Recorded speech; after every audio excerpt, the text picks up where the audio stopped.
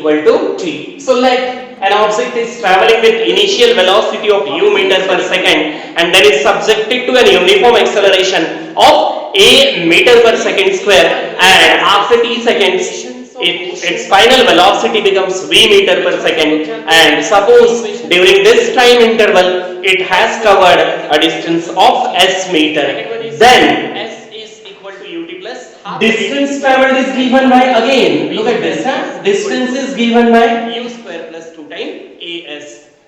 So we are going to area all these under the graph motion by graphical method today. In last video we discussed about the different types of graphs and how those graphs gives us different variables, or how those graphs helps us to find out different quantities like acceleration, distance traveled, displacement, etc. Now we will be using those graphs so as to derive the equations of motion. So here is the third equation of motion, that is v square is equal to u square plus 2as by graphical method. Again हम graphical representation of motion जो topic हमने पढ़ा है उसी का knowledge यहाँ पर हम अप्लाई करने वाले हैं, उसी का ये एप्लीकेशन है और उसी से हम इस थर्ड इक्वेशन ऑफ मोशन को डिराइव करेंगे. अगर आपको ग्राफिकल रिप्रेजेंटेशन ऑफ मोशन बहुत अच्छे से नहीं आ रहा है, so please go to the last video of the same lesson and then the topic will be clear to you, and then it will be easy for you to derive the equation of motion. So let's start. See, velocity time graph. Again an object is having initial velocity equal to u. Okay, initial velocity of an object is equal to u. After some time it has accelerated uniformly and then its final velocity becomes dc and time taken is equal to t. So let an object is traveling with initial velocity of u meter per second and then is subjected to an uniform acceleration of a meter per second square, and after t seconds its final velocity becomes v meter per second, and suppose during this time interval it has covered a distance of s meter, then distance traveled is given by, again look at this, distance is given by area under the graph.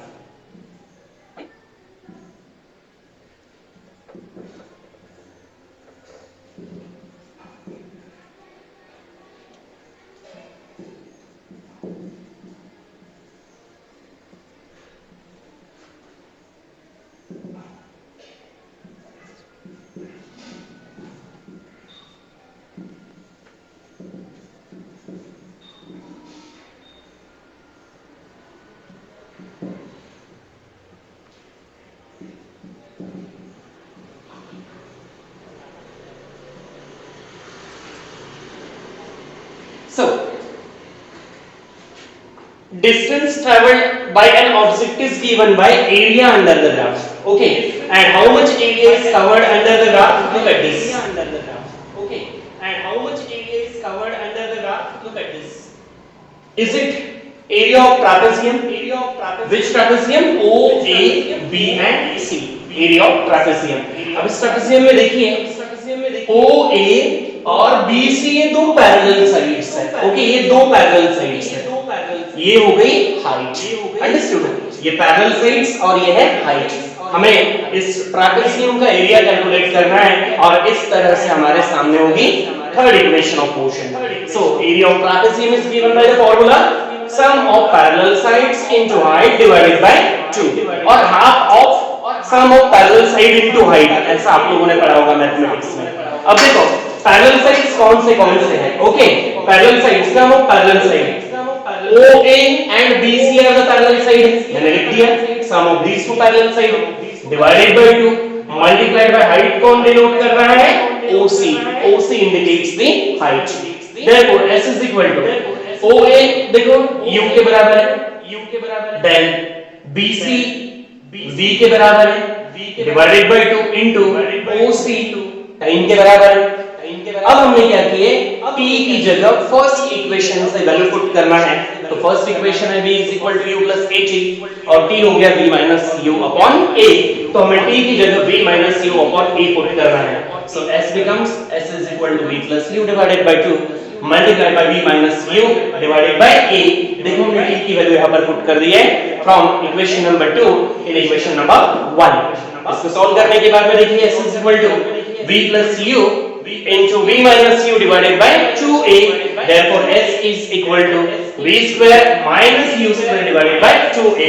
इसका expansion होता है ये शायद v plus u into v minus u, therefore it is v square minus u square divided by 2a। अब मैंने 2a को इधर shift किया तो बन गया 2as is equal to v square minus u square। Here you can stop because this is also third equation of motion, but अगर आप रीअरेंज करना चाहे तो after rearrangement the third equation of motion is v square is equal to u square plus 2 times as। So in this way this is third equation of motion by graphical method।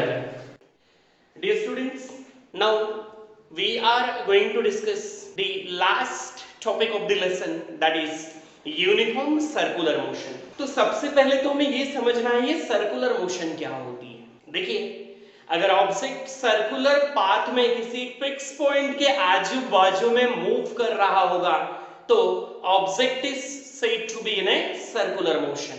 And if an object is travelling in a circular path with uniform motion, I mean to say it is traveling with uniform speed, I mean to say it is covering equal distances in equal intervals of time, then we can say that object is in circular motion and it is uniform circular motion, that is UCM। तो कुल मिलाकर the motion of an object which is in a uniform motion, I mean to say that is traveling with uniform speed along a circular path is called as uniform circular motion। थोड़ा सा हम velocity वाले topic को यहाँ पर discuss करना चाहेंगे। बच्चों मुझे एक बात बताइए, आपकी वेलोसिटी ऑफ एन ऑब्जेक्ट कौन से दो फैक्टर्स पर डिपेंड करती है? इसके पहले भी हम डिस्कस कर चुके हैं, याद करो। Velocity of an object depends upon two factors. One of the factor is speed and second factor होता है बेटा direction। Second factor is direction। अगर कोई ऑब्जेक्ट यूनिफॉर्म सर्कुलर मोशन में है तो मोशन यूनिफॉर्म है, इसका मतलब है उसकी स्पीड भी यूनिफॉर्म होगी, मतलब it is travelling equal distances in equal intervals of time. Okay, मतलब स्पीड नहीं बदल रही है। देखो वेलोसिटी दो चीजों पर डिपेंड कर रही है, स्पीड और डायरेक्शन पर। और अगर कोई ऑब्जेक्ट यूसीएम में है, that is uniform circular motion में है, तो ऐसे केस में ऑब्जेक्ट की स्पीड नहीं बदल रही है, लेकिन जरा डायरेक्शन की तरफ आप फोकस करिए। चलो इसको थोड़ा सा एग्जांपल के थ्रू समझने का प्रयास करेंगे। Have a look at this. देखो व्हाट इज दिस? स्क्वायर। मैं यहां नंबर ऑफ साइड्स धीरे धीरे बढ़ाते चले जा रहा हूं, ठीक है? Look at this, number of sides यहां पर बढ़ गई है। ऐसा करते करते अगर मान के चलिए हम कुछ ऐसे शेप तक पहुंच गए, ऐसा करते करते एक वक्त ऐसा आएगा कि हमें एक डायग्राम मिलेगी जिसको हम सर्कल कहते हैं। मुझे यहां से सिर्फ आपको ये एक्सप्लेन करना है कि इस सर्कल जो होता है ना, कोई भी सर्कल की बात अगर हम करें तो सर्कल हमेशा बहुत सारे छोटे छोटे स्ट्रेट लाइन से मिलकर बना हुआ होता है। जैसे this particular diagram is made up of 4 straight lines, number of lines बढ़ते चले गए और फाइनली हमें जो डायग्राम मिला दैट वाज सर्कल। कहने का मतलब है कि सर्कल बहुत सारे छोटे छोटे स्ट्रेट लाइंस से मिलकर बना हुआ है। अब मैं ऐसा क्यों कह रहा हूं, ध्यान दीजिएगा। हर पॉइंट पर जब कोई ऑब्जेक्ट सर्कुलर पाथ में घूम रहा होगा, सो कैन वी से कि यहां पर जैसे ऑब्जेक्ट है और सर्कुलर पाथ पर घूम रहा है, तो क्या हम ये कह सकते हैं कि ऑब्जेक्ट अपनी डायरेक्शन को लगातार बदल रहा है? देखो यहां पर उसकी मोशन इस पर्टिकुलर डायरेक्शन में होगी, लेकिन जब वो सर्कुलर पाथ पर मूव कर रहा है तो यहाँ पर उसकी मोशन इस पर्टिकुलर डायरेक्शन में होगी, and when the object will be at this point, उसकी मोशन इस पर्टिकुलर डायरेक्शन में होगी, and the object is at this particular position at that time, its motion will be in this particular direction. So when an object is moving in a circular path, continuously it is changing its direction. Speed is constant, no doubt, because object is in uniform circular motion. As I told you कि motion is uniform, it means that an object is covering equal distances in equal intervals of time. But when the object is moving along a circular path, actually it is moving along such path which is made up of large number of small straight lines, and because of that we can say that object is changing its direction continuously. इसके लिए एक और example आपके पास है, मानो आपके पास एक रस्सी है, रस्सी से एक पत्थर आपने बांध कर रखे और रस्सी के एक एंड को होल्ड करके आप जोर जोर से उस पत्थर को जब आप घुमा रहे होंगे तो पत्थर सर्कुलर पाथ में घूम रहा है, लेकिन एक ऐसा पॉइंट आप इमेजिन करिए कि आपने उस रस्सी को अपने हाथ से छोड़ दिया, क्या होगा?